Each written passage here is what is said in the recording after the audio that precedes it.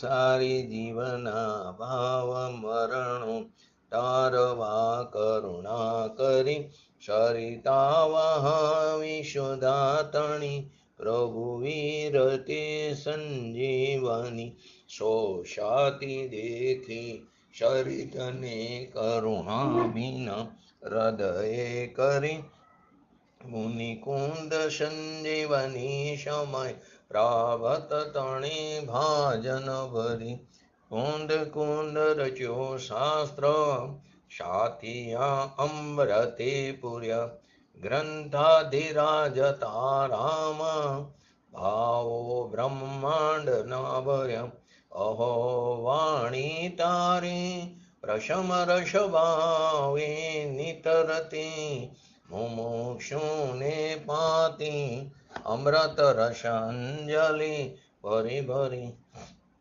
અનાદિની મૂર્છા વિશતણી ત્વરા તી ઉતરતી વિભાવેથી થંભે સ્વરૂપ વણી દોડે પરિણતિ ઠૂશે નિશ્ચય ગ્રંથ ભંગ સગરા વ્યવહારના ભેદવા તું પ્રજ્ઞાશિણી જ્ઞાનને ઉદયની સંધિ સહુ છેદવા સાથી સાધકનો તુમાનું જગનો સંદેશમાં વીરનો વિષામો ભવક્લાંતના હૃદયનો તું પંથ મુક્તિ તણો શોણ્યે તને રસને બાંધ શિથિલતાય જાણે તને હૃદય જ્ઞાની તણા જણાય તું રૂચતા જગતની રુચિ આરસે સૌ તું રીઝતા સકલ જ્ઞાયક દેવ રીઝે બનાવું પાત્ર કુંદનના રત્નોના અક્ષરો લખી તથાપી કુંદ સૂત્રોના અંકાએ મૂલ્ય ના કદી તથાપી કાનવાણીના અંકાએ મૂલ્ય ના કદી નમો રિંકણમ નમો સિદ્ધાણમ નમો હિરણમ નમો વજણમ નમો લોહી સવ સાવણમ ચટારી મંગલમ અરિહંતા મંગલમ સિદ્ધા મંગલમ શાહુ મંગલમ કેવલી પંતો ધમો મંગલમ ચટારી લોગતમા અરિહંતા લોગતમા સિદ્ધા લોગતમા શાહુ લોગતમા કેવલી પંતો ધમો લોગતમા ચટારી શરણ ભોજામી અરિહંતે શરણ ભોજામી સિદ્ધે શરણ ભોજામી શાહુ શરણ ભોજામી કેવલી પંતો ધમો શરણ ભોજામી ઓમ નમો અરિહંતાણમ.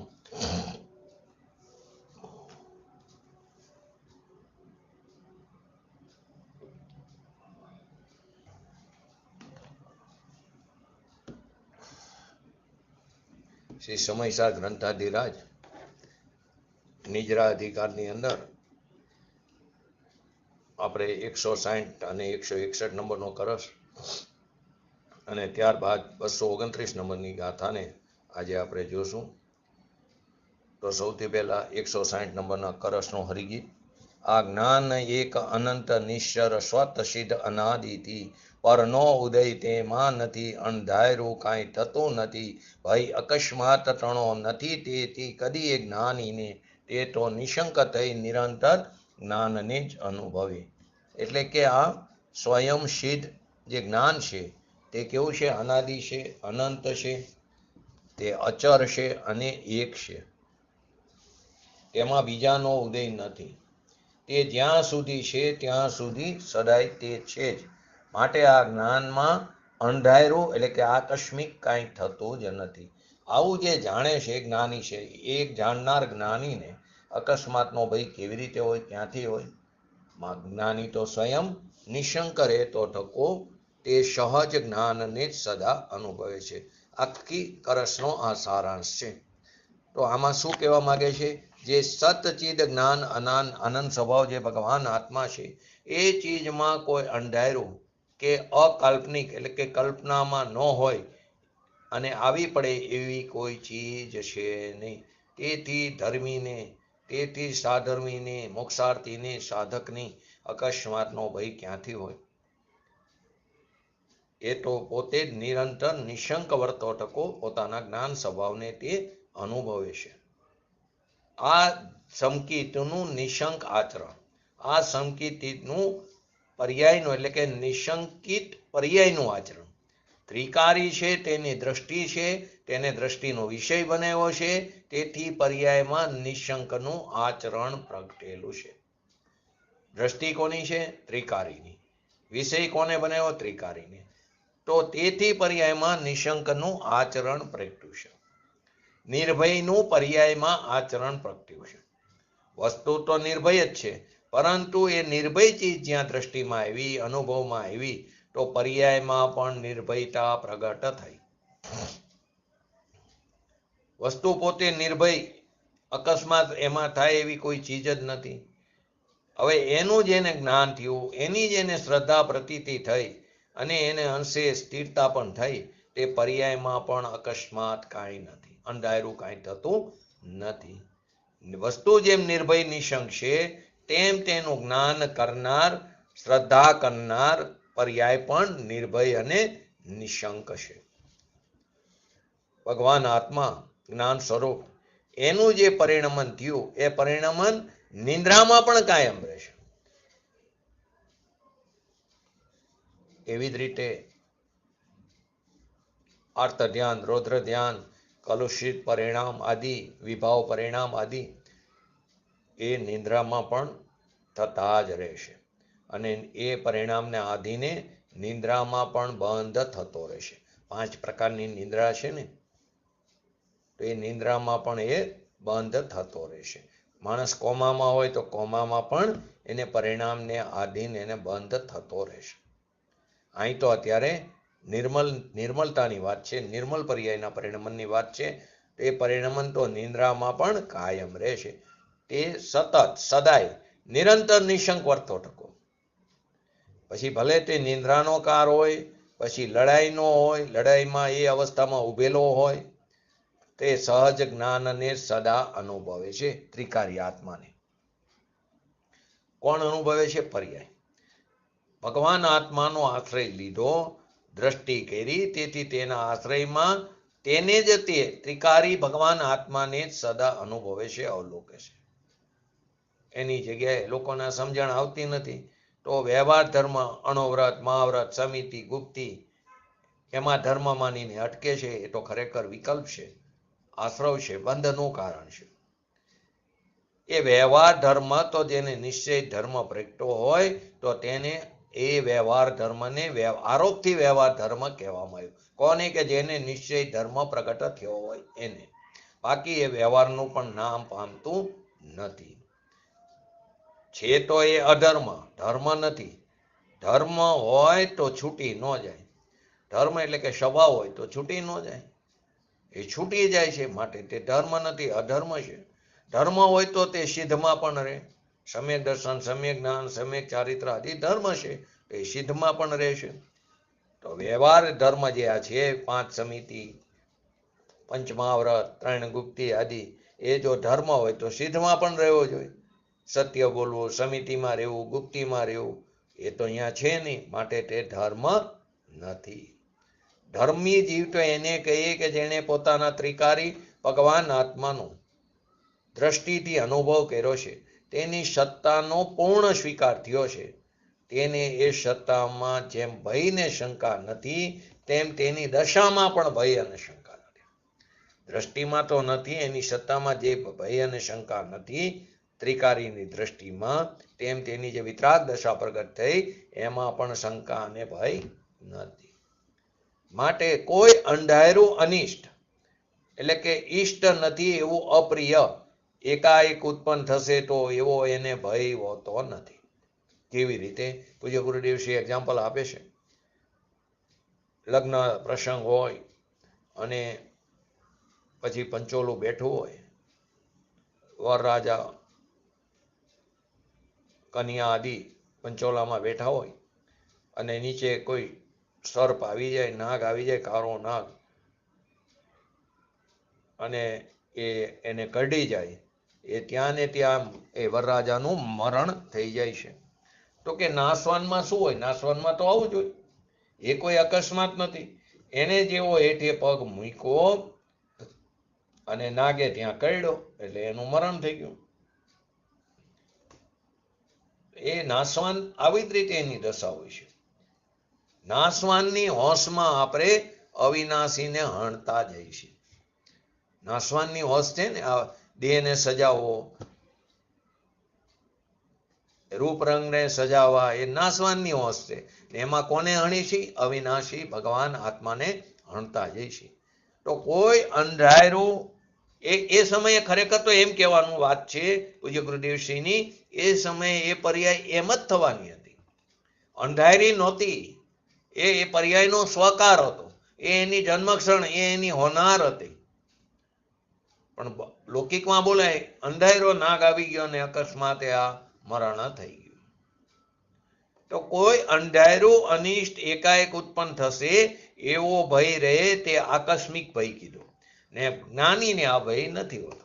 જ્ઞાન કેમ? કોઈ જ્ઞાની જાણે છે કે આત્માનું જ્ઞાન પોતાથી જ સિદ્ધ, અવિનાશી છે, શાશ્વત છે, એનો નાશ નથી, માટે તેને આવો ભય રહેતો નથી. લૌકિક જ્ઞાનની વાત નથી. જ્ઞાન સ્વભાવ એ જ એનો, જ્ઞાન એ સ્વભાવ છે એનો. જેવી રીતે જેમ સાકરનો ગળપણ સ્વભાવ, મીઠાનો, નમકનો ખારાશ, લીંબુનો ખટાશ, એમ ભગવાનનો જ્ઞાન સ્વભાવ જ ત્રિકાર છે. વસ્તુ સ્વભાવી અને આ સ્વભાવ એ નિત્ય છે જ્ઞાન સ્વભાવ. અને એને આપણે શોધવા ક્યાં જઈએ? બહાર ગોતવા જઈએ છીએ. છે ક્યાં? અંદર પડેલો છે. જ્યાં પડ્યું છે, જ્યાં નિધાન પડ્યું છે તે તરફ દ્રષ્ટિ નથી કરતા. ગુજરાતીમાં કહેવત છે ને, કાંખમાં છોકરું ને ગામમાં ગોતા ગોત. એમ ક્યાં ગોતી? બહાર ગોતી છે ક્યાં? અંદર. તો ભગવાન આત્માને જેણે જાણ્યો કે આત્માનું જ્ઞાન તો પોતા થકી સિદ્ધ છે, પોતા થકી જ છે, એટલે એમાં કંઈ પરથી નથી. એ અનાદિથી છે, અનંત છે, અચર છે, એક છે. તેમાં બીજું કાંઈ ઉત્પન્ન થઈ શકતું નથી. એકમાં બીજાનો કોઈ ઉદય આવીને થાય એમ છે નહીં. કેમ કે પોતે સ્વયં સિદ્ધ ભગવાન નિત્યાનંદ, ભગવાન આત્મા, એમાં બીજાનો ઉદય આવે અને દખલ કરે, હસ્તક્ષેપ કરે એવી ચીજ છે જ નહીં. કેવી રીતે કોઈ પણ ઘટના ઘટે, હોડીમાં લઈ જતા હોય ને હોડી ડૂબી જાય, પાણીમાં શરીર તણાતું હોય, પણ ધર્મીનો આત્મા તો જે શુદ્ધ ચૈતન્ય છે તેમાં એનો એમાં જ નિરંતર અનુભવ છે. એને એ સમયે પણ એની પરિણીતિ તો જ્ઞાયક તરફ ટકેલી છે. એને આકુરતા વ્યાકુરતા નથી થતી. એ પોતાના જ્ઞાન સ્વભાવની જ્ઞાતા દ્રષ્ટાની પર્યાયથી ચડતા જ નથી. કેમ કે એને ખ્યાલ છે કે જ્ઞાન છે, જ્ઞાન સ્વભાવ એ શાશ્વત છે, અનાદિથી અનંત છે, એનો નાશ નથી, અવિનાશી છે. એમાં બીજું કાંઈ ઉત્પન્ન થઈ શકતું નથી. માટે તેમાં અંધારું પણ ક્યાંથી થાય? માટે અકસ્માત એમાં ક્યાંથી બને? તો જેણે જ્ઞાન સ્વભાવી ભગવાનને જેણે જાણ્યો, અનુભવ્યો અને માન્યો, ત્રણ વસ્તુ કીધી. જાણ્યો એટલે જ્ઞાનની વાત આવી, માન્યો એટલે શ્રદ્ધાની વાત આવી, અનુભવ્યો એટલે ચારિત્રની વાત આવી.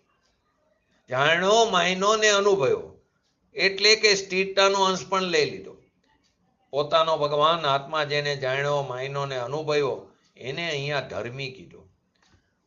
અહીં એવું નથી કીધું બહુ પૂજા કરે, કોઈ ભક્તિ કરે, બહુ પ્રવચનો સાંભળે, બહુ શાસ્ત્ર સ્વાધ્યાય કરે, એને ધર્મી નથી કીધો.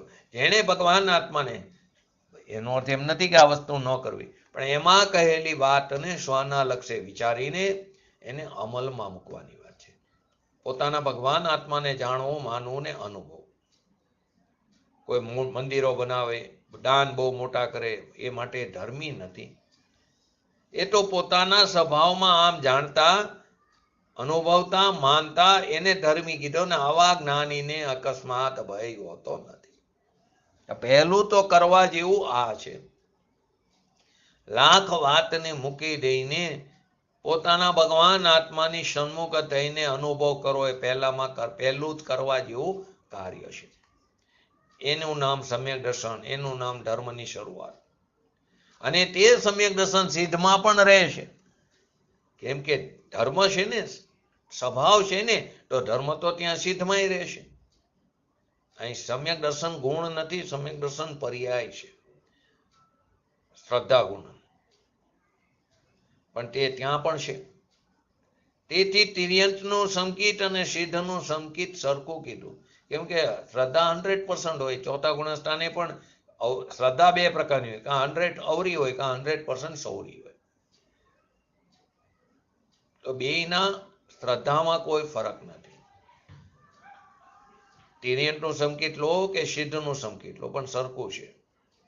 અને અણેની સામે અણુવ્રતના મહાવ્રતના પરિણામ એ આત્માના ધર્મ નથી, એ તો છૂટી જાય છે. કેમ કે સિદ્ધમાં રહેતા નથી. આત્માનું સ્વરૂપ હોય તો સિદ્ધમાં પણ રહેવા જોઈએ. માટે અહીંયા નથી રહેતા, માટે તે આત્માનું સ્વરૂપ નથી. વિતરાગનો માર્ગ ધર્મ બહુ દુર્લભ છે, પરંતુ સાથે એમ કે અશક્ય પણ નથી. બહારથી બધું સંકેલીને, એટલે કે બહારના ઉપયોગની વાત છે. બહારના કુટુંબ, કબીલા, ગ્રહસ્થ, દશા આદિ વૈભવ આદિ સંકેલવું એ તો બહારની નિવૃત્તિ, પણ સાથે ઉપયોગને પણ બહારથી હટાવીને સ્વ તરફ લઈ જવું. તો બહારથી બધું સંકેલીને અંદરમાં જવું. ચૈતન્ય ગુફામાં જેવી રીતે ગુફામાં જેમ જાવું એમ બધું બહાર પડ્યું રહેશે, એવી રીતે અંદર જઈ શકતું નથી. ગુફાની અંદર બધું બહાર પડ્યું રહેશે. એમ ભગવાન આત્મા અંદર જ્ઞાન સ્વભાવની ગુફામાં પડ્યો છે. એ બધા પ્રકારના વિકલ્પોને વિલય પામીને, એને સંકેલીને, અંદરમાં જઈને પોતાના ભગવાન આત્મા તરફ દ્રષ્ટિ કરીને, એની પ્રતીતિ કરીને વિતરાગતાને પ્રાપ્ત કરવી. અને એવી ચીજને જ્યાં જાણી એને ભય ક્યાંથી હોય? અંધારી ચીજમાં એવું શું આવે જેથી એને ભય આવે? નથી, કેમ કે બધું ક્રમબદ્ધ છે. આવું જાણતા જ્ઞાનીને અકસ્માતનો ભય હોતો નથી. એ તો કેવો હે? નિશંક છે, નિર્ભય છે. એવો નિશંક વર્તો ટકો પોતાના જ્ઞાન સ્વભાવને તે નિરંતર સદાય અનુભવે, અવલોકે છે. આ રીતે જ્ઞાનીને 7 ભય હોતા નથી.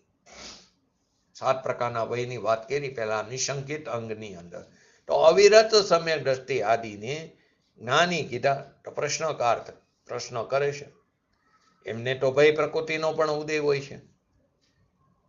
ભય પ્રકૃતિનો ઉદય, પ્રકૃતિ છે એટલે અંદર ભય પણ થાય છે. જ્ઞાનીને એમાં જોડાય પણ છે.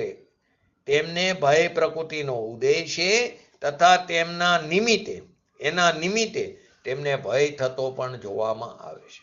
નિમિત્તે, એ પ્રકૃતિના ઉદયને કારણે નહીં, પોતાની અસ્થિરતાને કારણે, પોતાની નબળાઈને કારણે, પુરુષાર્થની, તેમને ભય થતો પણ જોવામાં આવે છે.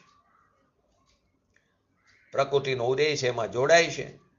એથી સમકીતીને પણ ત્યાં ભય તો છે એમ કે છે. અને એક બાજુ એમ કે સમકીતી નિર્ભય છે, નિશંક છે. એક બાજુ એમ કે તેના નિમિત્તે તેમનો ભય થતો પણ જોવામાં આવે છે. પ્રકૃતિના ઉદયને તો નિમિત્ત માત્ર કીધું છે. એથી આત્માને વિકાર કરે એવું જ નથી. અહીંયા એ નિમિત્તમાં જોડાય છે એટલે ભયનો ભાવ થાય છે. થતો જોવામાં આવે તો પછી જ્ઞાની નિર્ભય કઈ રીતે છે? સમકીતીને આત્મજ્ઞાન થયું, આત્મદર્શન થયું, અને ભય પ્રકૃતિનો ઉદય નિમિત્તમાં છે. એમાં જોડાણ થઈને ભય પણ થાય છે. અને એક બાજુ તમે એમ કહો નિશંક નિર્ભય છે, તો બંને વસ્તુ કેવી રીતે શક્ય બને? આવો શિષ્યનો પ્રશ્ન છે. તો ભય પ્રકૃતિના ઉદયના નિમિત્તે આગળ પણ આવી ગયું. અહીંયા જ્ઞાનીની મિથ્યાત્વ અને અનંતાબંધી સંબંધી એ પ્રકારના 7 પ્રકારના ભયથી રહિત છે. એને બાકીની 3 કસાય ચોકડીનો ચોથા ગુણસ્થાને સદભાવ છે. 5માં 2, 6 1. તો જેટલા અંશે જેટલી પ્રકૃતિ છે એટલા અંશે એને ચારિત્ર મોહનીય કર્મના ઉદયના નિમિત્તે એને ભય પ્રકૃતિનો ઉદય, એને ભય પણ છે, પણ એ અસ્થિરતાનો હોય છે, મિથ્યાત્વ સંબંધી નથી. તો ભય પ્રકૃતિના ઉદયના નિમિત્તથી જ્ઞાનીને ભય ઉપજે છે. એ પોતાની પર્યાયમાં ભય ઉપજવાનો કાર છે, તેથી ભય ઉપજે છે. ભય પ્રકૃતિનું નિમિત્ત કીધું, ભય પ્રકૃતિને કારણે નહીં. એ સમયે એ પર્યાયનો એ સ્વકાર હતો. એ સમયે એ પર્યાયની જન્મક્ષણ હોનાર એના પોતાના ષષ્ટકારકોને કારણે એની પર્યાય, પોતાની પર્યાયમાં ભય ઉપજવાનો એ કાર છે, માટે તે ત્યાં ઉપજે છે. કર્મ તો નિમિત્ત માત્ર છે. નિમિત્તને લઈને થતું નથી, નિમિત્ત કાંઈ કરતું નથી. પરંતુ સમજણમાં ન હોય તો ભાષા પકડી લે લોકો એ જો નિમિત્તથી થાય છે. પણ અહીં તો એ ભય થવા કારે નિમિત્ત કોણ હતું એનું આચાર્ય ભગવંત જ્ઞાન કરાવે છે. ભય પણ પોતાના સંસ્કારકના પરિણમનથી સ્વતંત્ર થઈને ઉત્પન્ન થાય છે, પ્રકૃતિને કારણે નહીં. ધર્મીને પણ પર્યાયમાં વિકૃત જે ભય છે એ ષષ્ટકારકથી પરિણમતી ભય દશા છે. ભયનો કરતા ભય, ભયનું કારણ ભય, ભયનું સાધન ભય, ભયના એવા ષષ્ટકારક, ભયનું સંપ્રદાન ભય, ભયનું અપાદાન ભય, ભયનું અધિકરણ ભય. વળી સાથે અંતરાયના પ્રબળ ઉદયથી, અંતરાયના પ્રબળ ઉદયથી, થી એટલે નિમિત્ત આવ્યું. અંતરાયના પ્રબળ ઉદયને કારણે નહીં, ઉદયથી એટલે કે નિમિત્તથી, પોતે નિર્ભર હોવાને લીધે, પોતે ભૂલ કરે છે, પોતાની અસ્થિરતા છે. એટલે કે એ વખતે અંતરાયનો જે ઉદય છે, અંતરાય કર્મનો, તેમાં જોડાણ છે. પોતે સ્વતંત્ર નિર્ભર હોવાને લીધે પોતાની પર્યાય નિર્ભર છે. એ પણ ષષ્ટકારકના પરિણામથી નિર્ભર થઈ છે. એ સમયની પર્યાયનો એવો જ યોગ્યતા હતી. કર્મના અંતરાયને કારણે નિર્બળ પર્યાય થઈ છે એમ નથી.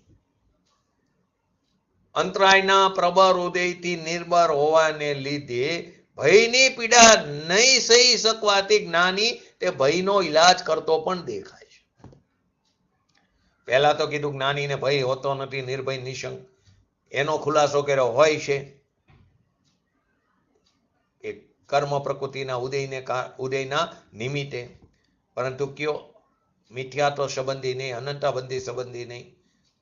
જે ભૂમિકામાં હોય તે પ્રકૃતિના ઉદયથી, ચારિત્ર મોહનીયના ઉદયને કારણે. તો અંતરાય પછી કીધું અંતરાયના પ્રબળ ઉદયથી નિર્ભર હોવાને લીધે એ ભયની પીડા પણ સહી ન શકવાથી જ્ઞાની તે ભયનો ઈલાજ પણ કરે છે. નદીનું પૂર આવે ગામમાં, એમાંથી નીકળવાનો, ગામ આખું દોડીને ભાગતું હોય તો એ પણ દોડે સાથે. એ પાણીમાંથી નીકળવાનો એને વિકલ્પ પણ આવે, જ્ઞાનીને, ધર્મીને. પૂજ્ય ગુરુદેવશ્રી એક બીજું એક્ઝામ્પલ પણ આપે. ગામમાં પ્લેગ આવે, ગામ આખું ખાલી થતું હોય તો એ પણ એમ કે ચાલો આપણે પહેલા નીકળી જાઓ, આપણે જ્યાં જવું છે ત્યાં જગ્યા નહીં મળે, નહીં તો આપણે પહેલા નીકળી જાઓ. સૌથી પહેલા એ નીકળી જાય ભયથી, પણ એ અસ્થિરતાની પ્રકૃતિ છે. માટે કીધું જ્ઞાનીની વાત જ્ઞાની જાણે. એ ચારિત્રનો દોષ છે, પણ અંદર સંકિતમાં નિર્ભય છે. ચારિત્રનો દોષ છે અસ્થિરતા રૂપી, પણ સંકિત શ્રદ્ધામાં દોષ નથી. તો કે ચારિત્રનો દોષ એટલે શું? જો ચારિત્રનો દોષ એ અલગ ચીજ છે અને સંકિતની નિશંકતા તે જુદી ચીજ છે. સંકિતમાં નિર્ભય છે. ભય પ્રકૃતિ છે એ તો ચારિત્રમાં છે, એ ચારિત્રનો દોષ છે. પોતાથી થાય, કર્મથી નહીં. પોતાની નબળાઈની પર્યાયનું પરિણમન પોતાથી થાય છે. પોતાની નબળાઈની પર્યાયનું પરિણમન પોતાથી સ્વયંથી થાય, પરથી નહીં, કર્મથી નહીં. હવે આવા શબ્દ આવે તો એનો ઊંધો અર્થ કરે. માટે કે અપેક્ષા નહીં સમજો તો શાસ્ત્રને શસ્ત્ર બનતા વાર નહીં લાગે. અંતરાયના પ્રબળ ઉદયથી નિર્ભરતા થાય, ઉદયથી નિર્ભરતા થાય, પણ અંતરાય કર્મ તો જળ છે અને ભગવાન આત્મા ચૈતન્ય છે, એ ભીન છે. જળ તો એને અડતું નથી, જળ એને અડતું નથી, સ્પર્શતું નથી, તો જળથી કેવી રીતે થાય? તેથી ગાથામાં આવે છે ને, કોઈ પણ દ્રવ્ય પોતાના ગુણ અને પર્યાયને ચુંબે છે, અડે છે. પોતાના ગુણ અને પર્યાયને, પણ પરના દ્રવ્યને અડતું નથી. અહીં શું કીધું? પોતાના ગુણ અને પર્યાયને. પાછું આ ક્યાંક એવી પણ અપેક્ષા આવે, દ્રવ્ય છે તે પર્યાયને અડતું નથી, સ્પર્શતું નથી.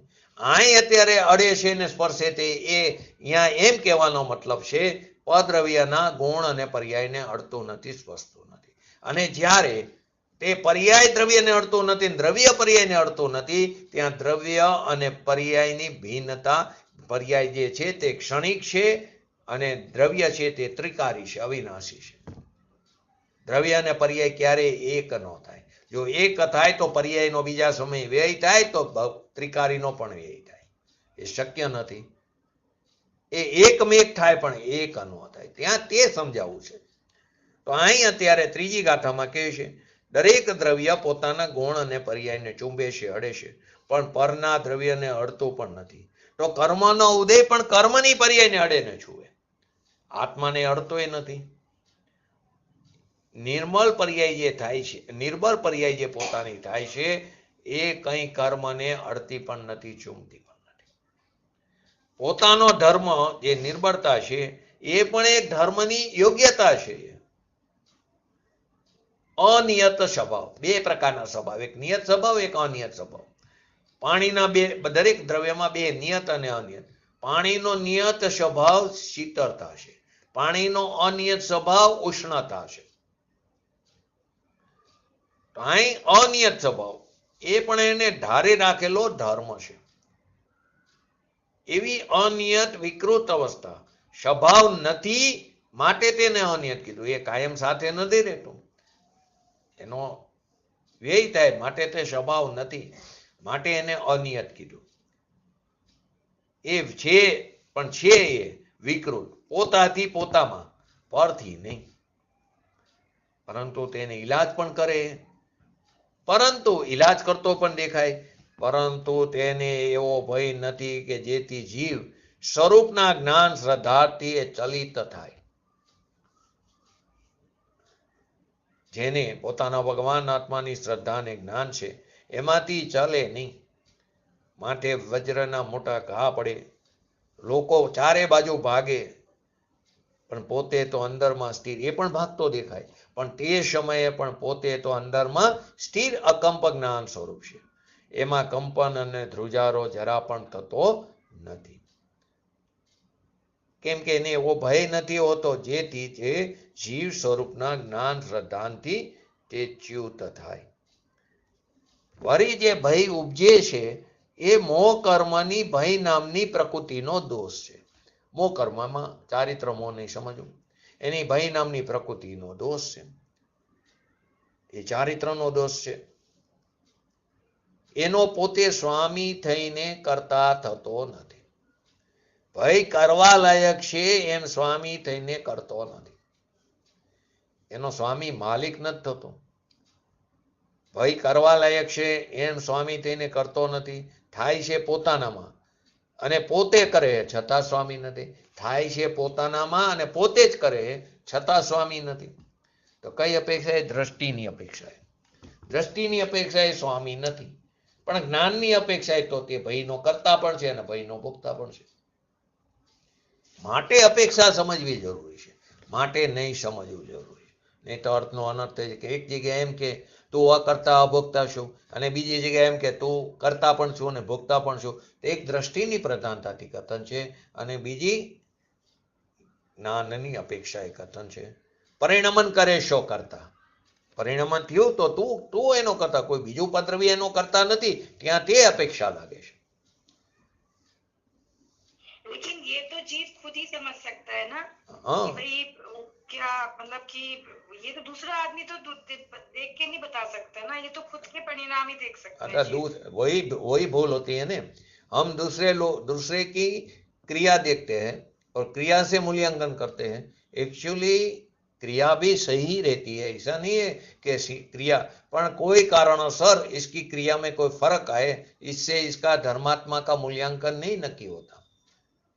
सही क्रिया है ना वो धर्मात्मा है ऐसा भी नहीं है. वो थोड़ी कोई दोष के कारण, भाई दोष के कारण कि इसकी क्रिया में कोई दोष लग जाए तो वो धर्मी नहीं है, ऐसा भी नहीं है. क्योंकि हर एक आदमी अपना परिणाम तो खुद ही चका सकते हैं, हम इसके परिणाम को नहीं देख सकते. ज्ञानी का परिणाम वो जानते हैं. આપણે શું કરી ક્રિયાથી મૂલ્યાંકન ના કરી નાખી ધર્માત્માનું.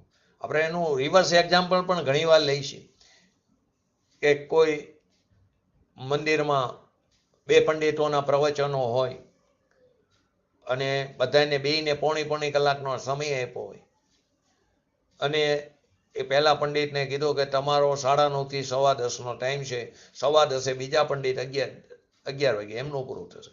9:30 ઓલા પંડિત આવી જાય, ગાદી ઉપર બેસી જાય, એમાં માઇક થઈ જાય બંધ, લાઇટ ચાલી જાય. 15-20 મિનિટ બધું હરખું કરતા જાય છે.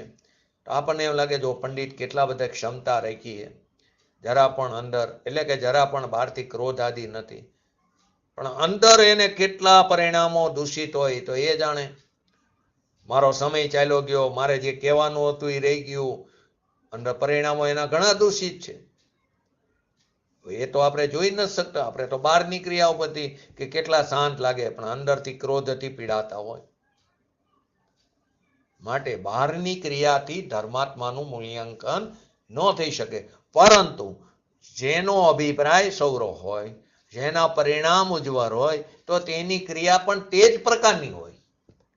એવું નથી કે પરિણામ અભિપ્રાય સૌરા હોય ને ક્રિયા અવરી હોય, પરંતુ ક્રિયા સૌરી હોય તો એના પરિણામ અને અભિપ્રાય સૌરા હોય એવું ન હોઈ શકે. હોઈ શકે ને ન પણ હોઈ શકે. જ્ઞાનની અપેક્ષા ખ્યાલ આવી ગયો અમિતાબેન? તો એ દ્રષ્ટિની અપેક્ષા એ સ્વામી નથી, પણ જ્ઞાનની અપેક્ષા તો એ કરતા ભોગતા છે ભયનો.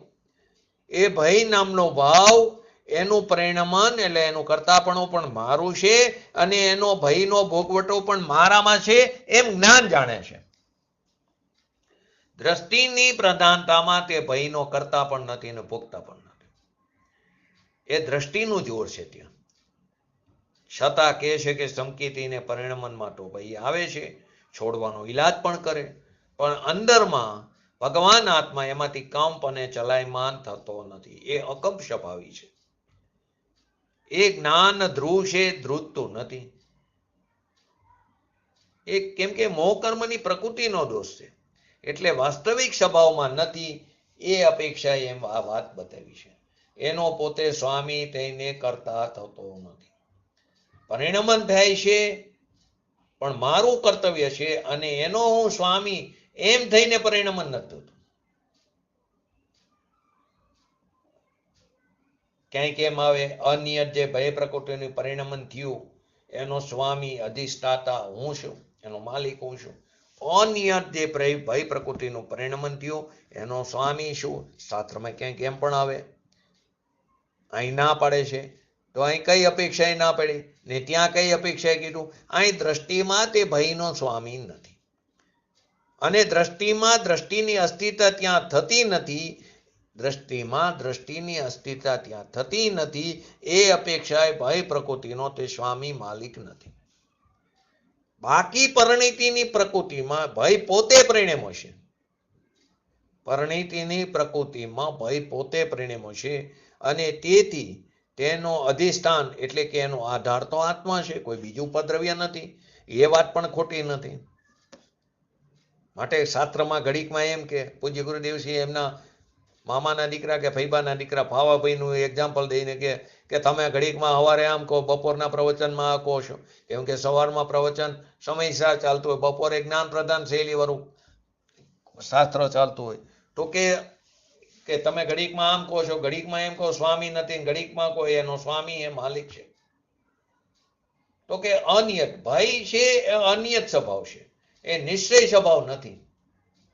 ભય થાય ખરો પણ અનિયત સ્વભાવ છે ને અનિયત સ્વભાવ હોવા છતાં દ્રષ્ટિમાં જ્ઞાન અને સ્વરૂપમાંથી એ ચરે કે ભ્રષ્ટ થાય એવું નથી. તેથી પોતે સ્વામી થઈને કરતા થતો નથી. એ દ્રષ્ટિની અપેક્ષાએ કીધું.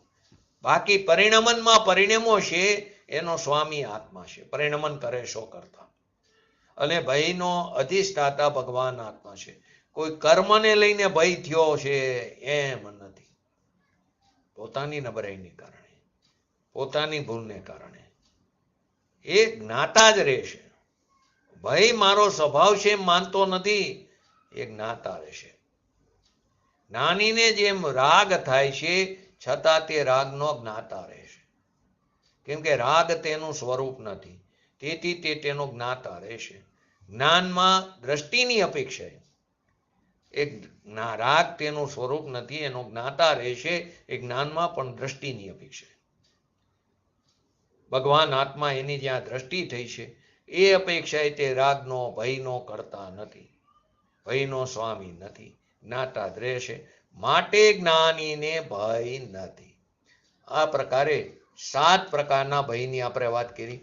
હવે 161 નંબરનો કર, પહેલા એનું હરિગીત જોઈ લે.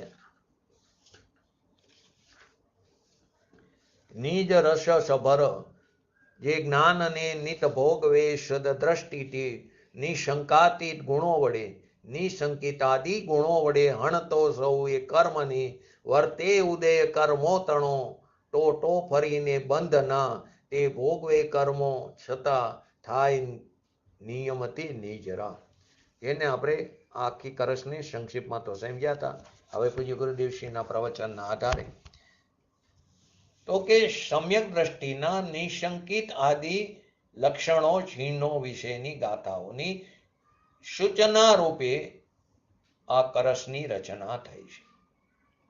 228 નંબરની અને 229 નંબરની 2 ગાથા નિશંકિત અંગ ઉપર છે. તો 228 આવી ગઈ, 229 એ બેની વચ્ચે 7 પ્રકારના ભય સંબંધી 6 કરસની રચના થઈ. પહેલા કરસની અંદર 155માં લોકનો ભય અને પરલોકના ભય, પછીના 5 કરસમાં 5 ભયની વાત આવી. તો અહીં ટંકોત્કીર્ણ એવો જે નિજ રસથી ભરપૂર જ્ઞાન તેના સર્વસ્વને ભોગનાર સમ્યક દ્રષ્ટિને જે નિશંકિત આદિ ચિહ્નો લક્ષણો તે સમસ્ત કર્મને હણે છે.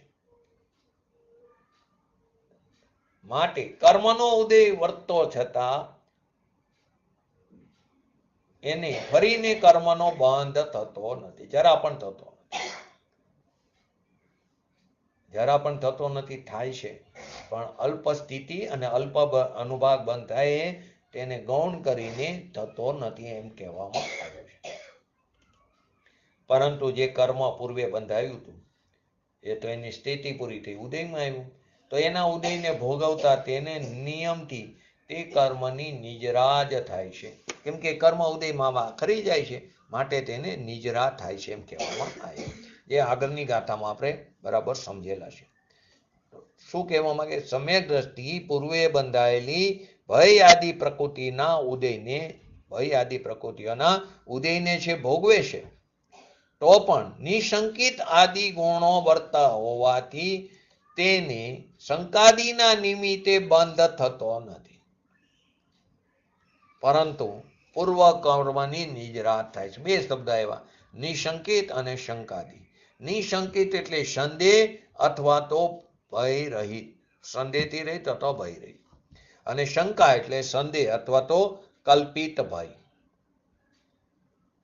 તો અહીં એમ કે છે કે ટંકોત્કીર્ણ એવું જે નિજ રસથી ભરપૂર, એટલે કે જ્ઞાનથી, દર્શનથી, આનંદથી, આદિ રસથી ભરપૂર એવું જ્ઞાન, જ્ઞાન એટલે આત્મા, એના સર્વસ્વને પૂર્ણ પોતાને ભોગવનાર, પૂર્ણ પોતાને ભોગવનાર સર્વસ્વને કોણ? ટંકોત્કીર્ણ એવું જે નિજ રસથી ભરપૂર. કયો નિજ રસ? જ્ઞાનથી, આનંદથી, દર્શનથી, આદિથી પોતાના પૂર્ણને ભોગવનાર. હવે એક બાજુ એમ કે દ્રવ્યનો ધ્રુવનો ભોગવટો હોય નહીં, અહીં તમે એમ કહો છો પૂર્ણ પોતાને ભોગવનાર. અલિંગરના 20મા બોલમાં આવ્યું કે આત્મા જે દ્રવ્ય છે એને નહીં સ્પર્શતો, પર્યાય દ્રવ્યને સ્પર્શતું નથી. વેદનની પર્યાય માત્ર આત્મા છે. જે વેદન કરે છે એ વેદનને આત્મા કીધો, વેદન કરનારી પર્યાયને. વેદનમાં પણ વેદન એ પણ પર્યાયનું, વેદન કરે છે એ પણ પર્યાય છે. તો વેદન માત્ર આત્મા છે. ભરપૂર જ્ઞાન અને તેના સર્વસ્વને ભોગવનાર સમ્યક દ્રષ્ટિને ખરેખર તો આખી વાત પર્યાયની છે. ત્રિકારી છે તેને અનુભવે છે, પણ ક્યાં? પર્યાયમાં.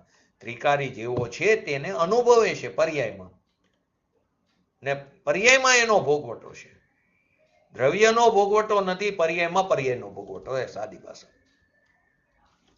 તો નિજ રસથી ભરેલો ભગવાન આત્મા તેના સર્વસ્વને ભોગવનાર, એટલે કે સર્વસ્વ એટલે સારી પૂર્ણ ચીજ છે, તેમાં એકાગ્રતા છે, એટલે પર્યાયમાં સર્વસ્વને ભોગવે છે. ભોગવે છે પર્યાય, પણ લક્ષ્ય કોનું એ પર્યાયનું નથી, ધ્રુવનું લક્ષ્ય છે. પર્યાયે પર્યાયની સન્મુખતા નથી કરી, પર્યાયે દ્રવ્યની સન્મુખતા કરી.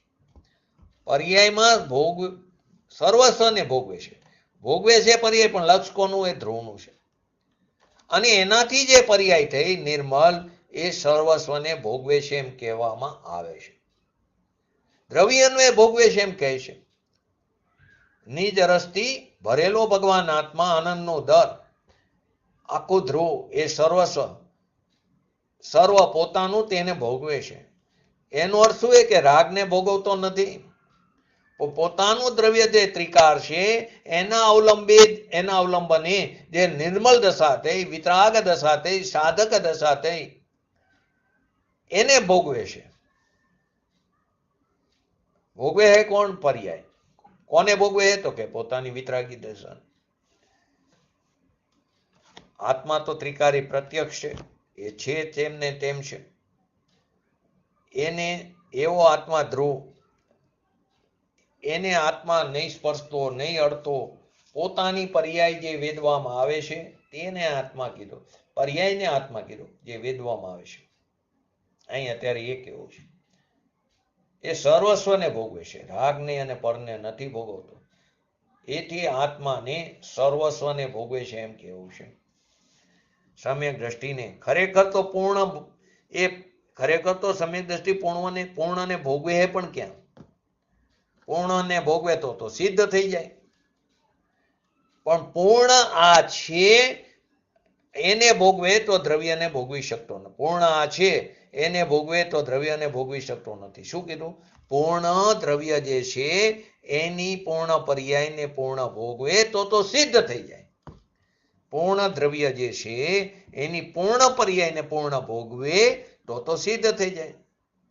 દ્રવ્યને પૂર્ણને ભોગવે તો બની શકતું નથી. તો ખરેખર કહેવા શું માગે છે? જે સર્વસ્વ પૂર્ણાનંદનો નાથ ભગવાન આત્મા, એનો આશ્રય, એનું અવલંબન, એની દ્રષ્ટિ, એનો સ્વીકાર, સત્કાર, આદર એને છે, એટલે કે તેનું જ્ઞાન તેના લક્ષમાં છે. તેથી તે દ્રષ્ટિ પૂર્ણ જ્ઞાન અને પૂર્ણને ભોગવે છે એમ કહેવામાં આવ્યું. દ્રવ્ય તરફ લક્ષ છે, એના તરફ દ્રષ્ટિ છે. બીજી રીતે કહીએ તો દ્રષ્ટિ અને જ્ઞાનની પર્યાયમાં સારા દ્રવ્યનું જ્ઞાન અને શ્રદ્ધા આવી ગઈ, પૂર્ણ દ્રવ્યનું જ્ઞાન અને શ્રદ્ધા આવી ગઈ, પ્રતીતિ પૂર્ણ આવી ગઈ, એને ભોગવે. જેની જ્ઞાન પર્યાયમાં પોતાનો સારો ભગવાન આત્મા, એનું જ્ઞાન થઈ ગયું. દ્રવ્ય નથી આવ્યું, એનું જ્ઞાન આવ્યું. એમાં નથી આવ્યો, પણ એનું જ્ઞાન પર્યાયમાં પૂર્ણનું થઈ ગયું છે, અને દ્રષ્ટિમાં પણ પૂર્ણ જેવો છે તેવી પ્રતીતિ થઈ ગઈ. એ પ્રતીતિની પર્યાયમાં દ્રવ્ય નથી આવ્યું, પણ એની પ્રતીત થઈ ગઈ છે. એથી પ્રતીત અને જ્ઞાનની પર્યાયને ભોગવતો સર્વસ્વને ભોગવે છે એમ કહેવામાં અહીં આવ્યું છે. ખ્યાલ આવ્યો જયંતિભાઈ? અમિતાભાઈ કઈ અપેક્ષાએ કીધું?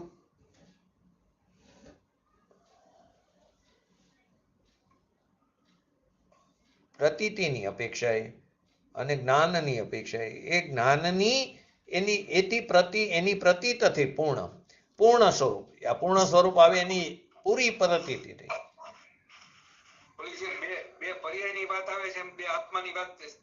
અહીં અત્યારે પર્યાયની જ વાત છે. પણ જેવું દ્રવ્ય છે ને એવું જ પર્યાય બની ગઈ, એને પણ અહીં આત્મા કીધો. એ પર્યાય નિશંક થઈને એમ બોલે હું ધ્રુવ દ્રવ્ય છું, પણ એ બોલે કોણ? પર્યાય. આપણે કહીએ ને વીર્ય ગુણનું કાર્ય શું? જેવો સ્વભાવ છે તેવી રચના થઈ જાય પર્યાયમાં. દ્રવ્ય તો પર્યાયમાં આવતું નથી, પર્યાયને અડતું નથી, સ્પર્શતું નથી. તો દ્રવ્યને વેદવાની વાત ક્યાંથી આવે? છતાં બોલવામાં આવે દ્રવ્યને વેદે, દ્રવ્યનું વેદન. પણ આ અપેક્ષાએ જેવું દ્રવ્ય છે તેવી જ પર્યાયમાં એની રચના થઈ, નિર્મલ દશા વિતરાગી દશા એને વેદે છે, એને પણ આત્મા કીધું. એટલે એથી પ્રતીત અને જ્ઞાનની પર્યાયને ભોગવતો સર્વસ્વને ભોગવે છે એમ કહેવામાં આવે છે. માટે સર્વસ્વને ભોગવનાર જો બધા જો કાર્ય કારણ પણ એક જગ્યાએ હોય, અભેદ હોય, વ્યાપ્ય વ્યાપક પણ અભેદ હોય, બધું અભેદ જ છે વાસ્તવમાં. કારણ ક્યાંક ને કાર્ય ક્યાંય નથી. આપણે બીજી રીતે કારણ પરમાત્મા અને કાર્ય પરમાત્માનું, કારણ પરમાત્મા એ પર્યાય અને કારણ પરમાત્મા કારણ શુદ્ધ પર્યાય અને કાર્ય શુદ્ધ પર્યાય. તો કારણ શુદ્ધ પર્યાય પણ પર્યાય છે અને કાર્ય શુદ્ધ પર્યાય પણ પર્યાય છે. કારણ પરમાત્માને અડતા નથી, સ્પર્શતા નથી. આપણે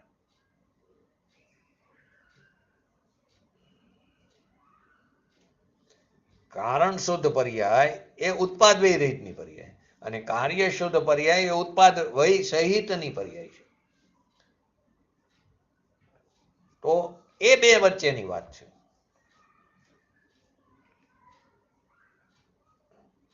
પણ બોલાય શું? દ્રવ્યને વેદે, દ્રવ્યનો અનુભવ થયો.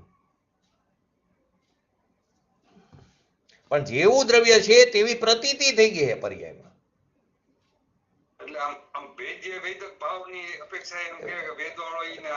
એ આગળ આવી ગયું ને, આપણે આગલા ઓલામાં આવી ગયું વેદના ભયમાં. વેદ્ય વેદક તો વેદનારો એ આત્માને એટલે કે પર્યાયી, ને વેદક એ પોતે ને વેદ્ય પણ પોતે. આત્મા તો કુટસ્થ છે, ધ્રુવ છે, પરંતુ બોલવામાં તો એમ જ આવે. વેદન કરનારી પણ પર્યાય અને વેદન જે થાય છે એ પણ પર્યાય. એને આત્મા કહી દીધો. એને આત્મા કીધો. બરાબર. સર્વસ્વને ભોગવનાર સમ્યક દ્રષ્ટિને જે નિશંકિત આદિ જે ચિહ્નો છે, એ સંકિતના ચિહ્નો, લક્ષણો, ગુણો કીધા, પણ વાસ્તવમાં છે તો એ પણ પર્યાય. પણ પર્યાયને નિશંકિત ગુણ કહેવામાં આવ્યો. છે તો નિશંકિત આદિ 8 છે તો પર્યાય, પણ સંકિતના નિશંકિત આદિ 8 ગુણ છે. પર્યાય હોવા છતાં તેને ગુણ કીધું, કેમ કે ક્યાંય ક્યાંય પર્યાયનું બીજું નામ ગુણ પણ, ગુણને પણ પર્યાય કહેવામાં આવે. પર્યાયનું બીજું નામ ગુણ પણ છે.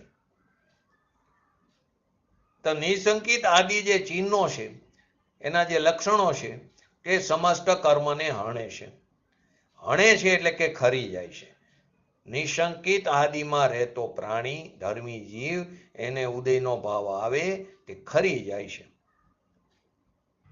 એટલે કે એને જે 8 લક્ષણો પ્રગટા, તેથી તેને કર્મનું બંધન થતું નથી. ઉદય આવે છે તેમાં તેને એકત્વ જોડાણ નથી, એટલે ખરી જાય છે.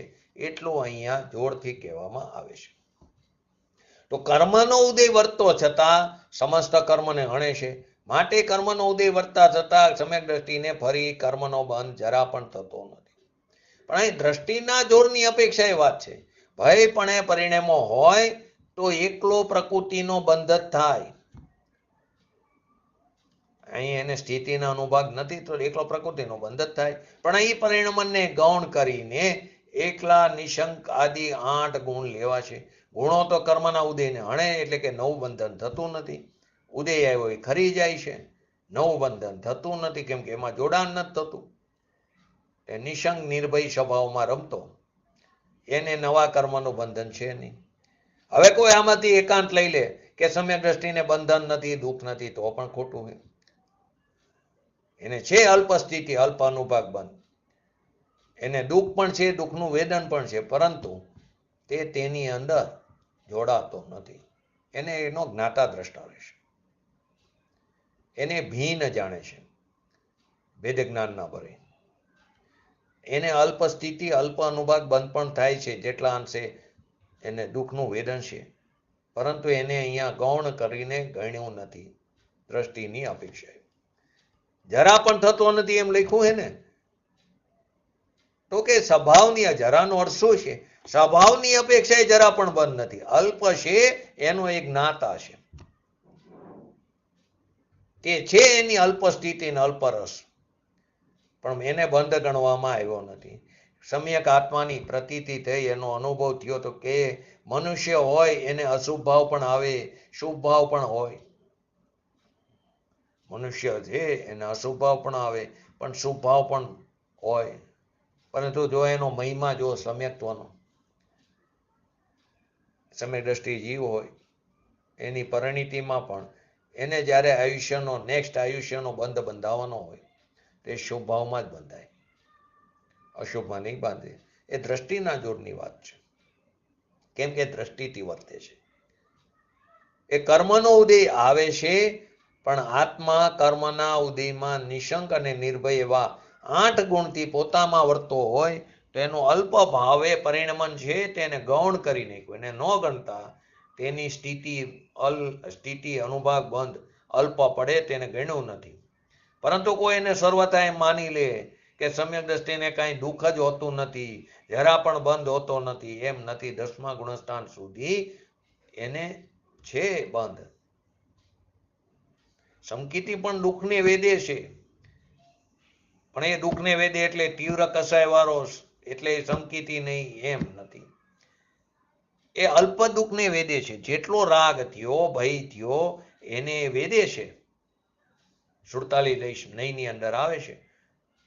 આપણે નહીં આખું જ નહીં ચક્ર સમજ્યા છીએ, એની અંદર પણ છે. પૂર્ણ આનંદનું વેદન હોય તો એ સિદ્ધને હોય, પૂર્ણ દુઃખનું વેદન હોય તો મિથ્યા દ્રષ્ટિનું હોય. ત્યારે સમ્યક દર્શનમાં આનંદ પણ છે અને દુઃખ પણ છે. જેટલો સ્વ આશ્રય દ્રષ્ટિ પ્રગટી સ્થિરતા થઈ તેટલો આનંદ છે, અને જેટલો નિમિત્તને આધીન હજી રાગ થાય છે એટલું દુઃખ પણ છે, અને દુઃખનું વેદન સમકીતીને છે, અને એને લઈને એટલો બંધ પણ થાય છે. પણ એને દ્રષ્ટિના જોરથી વાત કરવી માટે તેને અલ્પ સ્થિતિ અનુભાગ બંને બંધ નથી ગૌણ કરીને નથી એમ કહેવામાં આવ્યું છે.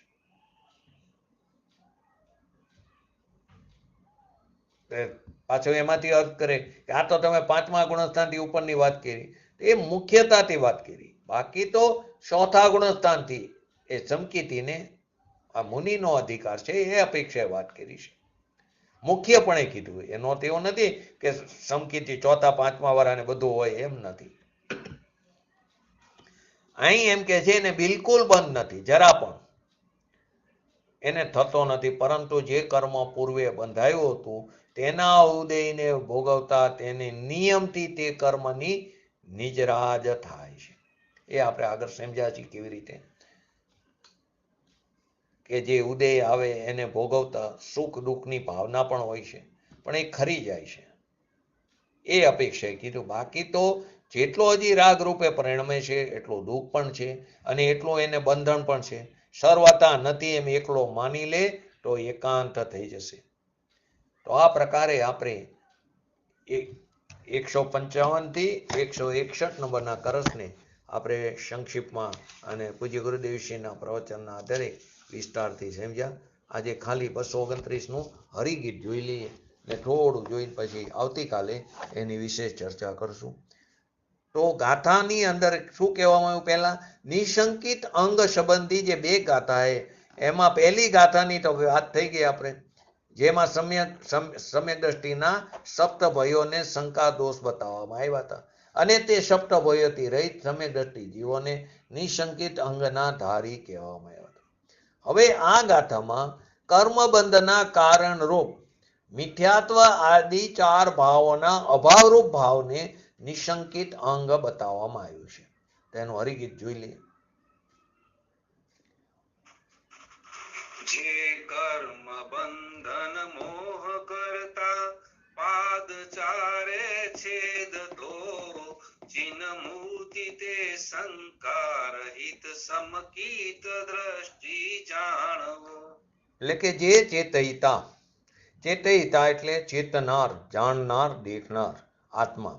જે ચેતયિતા કર્મ બંધ સંબંધી મોહ કરનારા, અર્થાત જીવ નિશ્ચયથી કર્મ વડે બંધાયો છે એવો ભ્રમ કરનારા, મિથ્યાત્વ આદિ ભાવરૂપ 4 પાયાને છેદે છે તે નિશંક સમ્યક દ્રષ્ટિ જાણો. અહીં મિથ્યાત્વ આદિ 4 પાયાને ભાવરૂપ 4 પાયાને એટલે મિથ્યાત્વ, અવ્રત, કષાય અને યોગ, 4ની વાત કરી છે. પ્રમાદને કષાયમાં ગૌણ કરીને લીધો છે. તો મિથ્યાત્વ આદિ ભાવરૂપ 4 પાયાને છેદે છે, તેને નિશંક સમ્યક દ્રષ્ટિ જાણવો. આની વિશેષ ચર્ચા આવતીકાલના સ્વાધ્યાયમાં લેશું. તો આપણે પણ આપણા ભગવાન આત્માને જાણી ઓળખી એની પ્રતીતિ કરી અને શીઘ્ર ને શીઘ્ર વિકાસતા પ્રાપ્ત કરી એવી પરમ વિરલ ભાવના સાથે આજનો એક તત્વ પૂરું કરું. જય જિનેન્દ્ર. બોલો જીનવાણી સ્તુતિ. जिनादेश जाता जिनेन्द्र विख्याता विशुद्ध प्रभुदा नमो लोक माता दुराचार दूर ने हरा शंकरानी नमो देवी वागेश्वरी जैन वाणी नमो देवी वागेश्वरी जैन वाणी નમો રેંગટાણં નમો સિદ્ધાણં નમો યરણં નમો વજ્જણં નમો લયસો શ્રવણમ ચત્તારી મંગલમ અરિહંતા મંગલમ સિદ્ધા મંગલમ સાહુ મંગલમ કેવલી પંતો ધમો મંગલમ ચત્તારી લોકોતમાં અરિહંતા લોકોતમાં અરિહંતા લોકોતમાં સિદ્ધા લોકોતમાં સાહુ લોકોતમાં કેવલી પંતો ધમો લોકોતમાં ચત્તારી શરણ ભોજામી અરિહંતે શરણ ભોજામી સિદ્ધે શરણ ભોજામી સાહુ શરણ ભોજામી કેવલી પંતો ધમો શરણ ભોજામી. બોલીએ શ્રી પંચ પરમેષ્ઠી ભગવંતોનો જય હો. બોલીએ શ્રી જીનવાણી માતનો જય હો. બોલીએ શ્રી પરમ પૂજ્ય પરમ ઉપકારી શ્રી સદગુરુ દેવનો જય હો. બોલીએ શ્રી પ્રસમમૂર્તિ ભગવતી માતનો જય હો. બોલીએ શ્રી સનાતન જૈન દિગંબર ધર્મનો જય હો. જય હો.